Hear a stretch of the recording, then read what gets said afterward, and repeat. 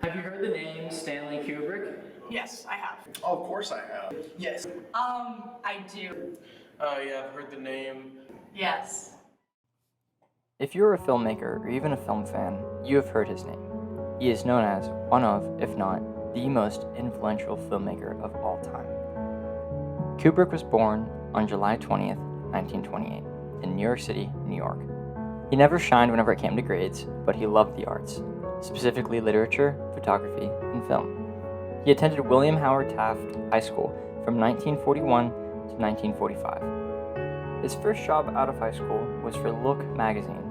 While here, he made several short films on penny budgets, one of these films being a telling of the Iliad. These films allowed him to get noticed by Hollywood. United Artists noticed his talent and hired him to make his first Hollywood movie, The Killing.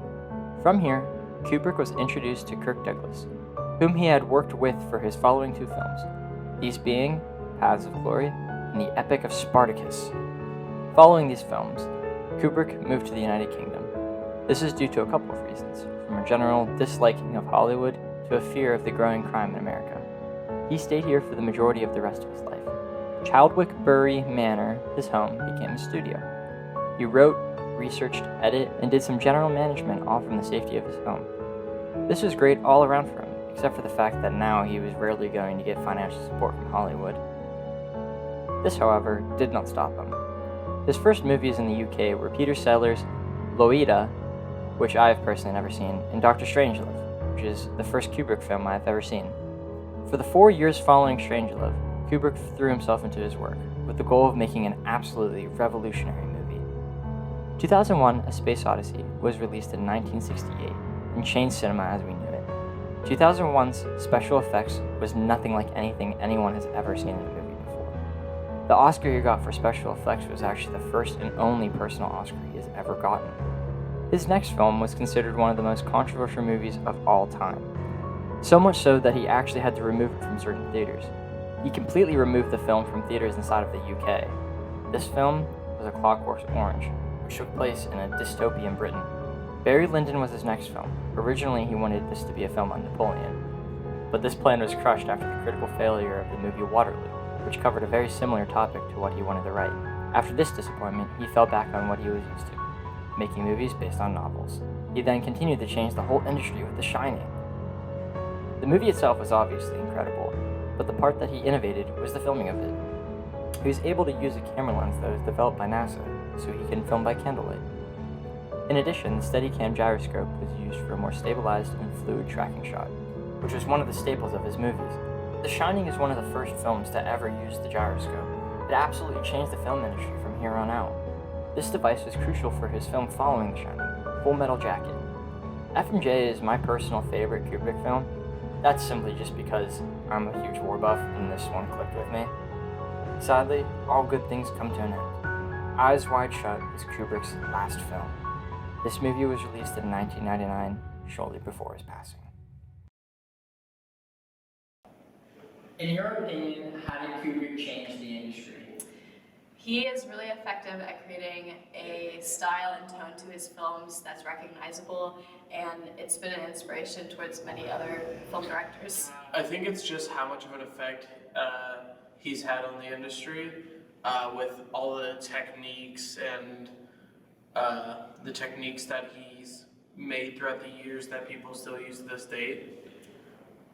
Honestly, I feel like he set like a whole other standard for horror. You know, he had certain aspects about him, like the Kubrick stare that has been throughout his films, and then like just different like symmetry within like his shots. I think he just set a whole standard for other directors, and especially for young filmmakers, that he just has changed the industry for like a whole other level compared to the other directors. I'd say Stanley Kubrick's attention to detail just kind of adds a whole another layer to every story that he tells. Just being, well, I feel like he's a cinematographer at heart. His shots in general really punched what cinematography should be and what it is today.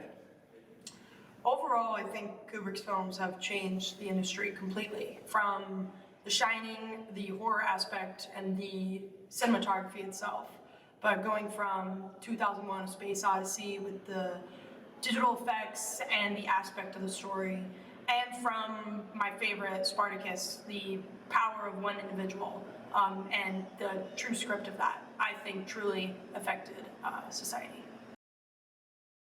His impact on film can't be denied. Steven Spielberg stated that Kubrick changed film, stating that 2001 was his generation's Big Bang. He had even influenced the great Martin Scorsese with his movie The Raging Bull. Kubrick was a perfectionist that took control over the entirety of his films. From directing to writing to producing, he had full control. Every scene he filmed had to be perfect, sometimes requiring dozens and dozens of retakes.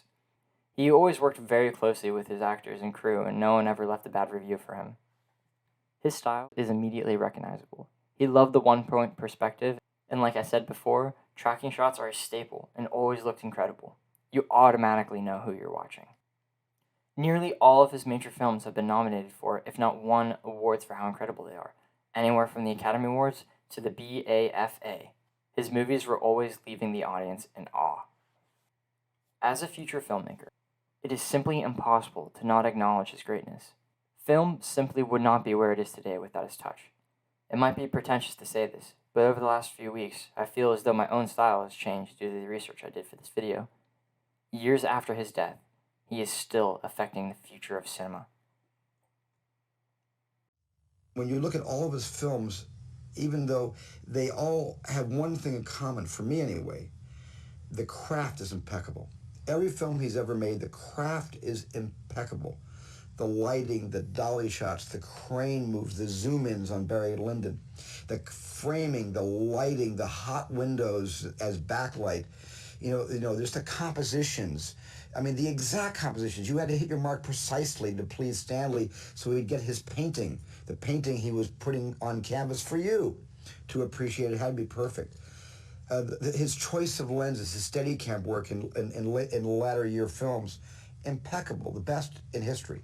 Nobody could shoot a movie better than Stanley Kubrick in history.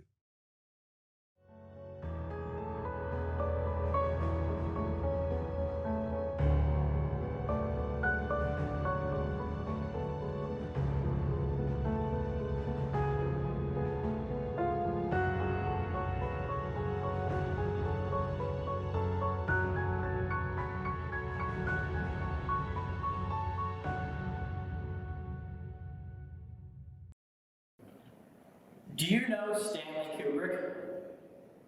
I do not.